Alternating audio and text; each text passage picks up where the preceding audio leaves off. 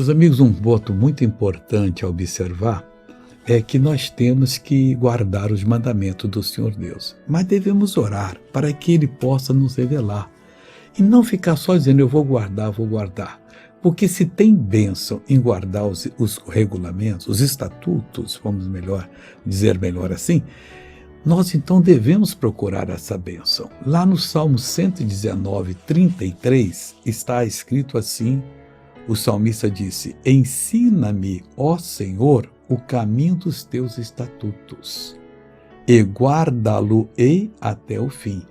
Então o que nós temos que guardar? Ele não disse que eu vou guardar os teus estatutos, eu vou cumprir, mas ele ia guardar o caminho. Quando Deus nos ensina o caminho do estatuto, que é como Ele quer que nós vivamos, que a gente passe a agir, nós vamos ter sucesso na vida. Aí nós vamos guardar esse caminho até o fim, nunca vamos abaixar a cabeça para o maligno.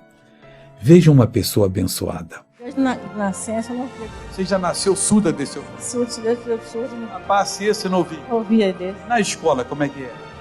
Na escola eu não ouvia só desse, tampasse, isso aqui eu não ouvia nada. Depois vai conversar comigo, às vezes eu não posso conversar. Tá, vem cá. Esse aqui era bom. Vem cá. Tapa esse bom aqui. Olha lá pro povo lá.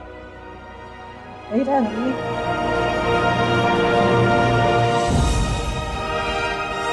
Vitória.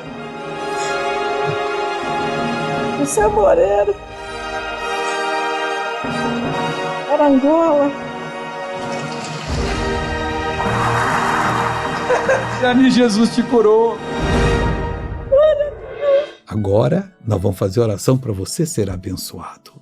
Pai amado, essa pessoa vai ter um dia cheio de atividades e eu te peço que o Senhor vá com ela, que o Senhor aguarde em todos os caminhos dela e que ela possa observar o teu caminho até o fim. Eu repreendo todo o mal que está na sua vida. Eu digo, mal saia, vá embora, em nome de Jesus Cristo. Bom dia.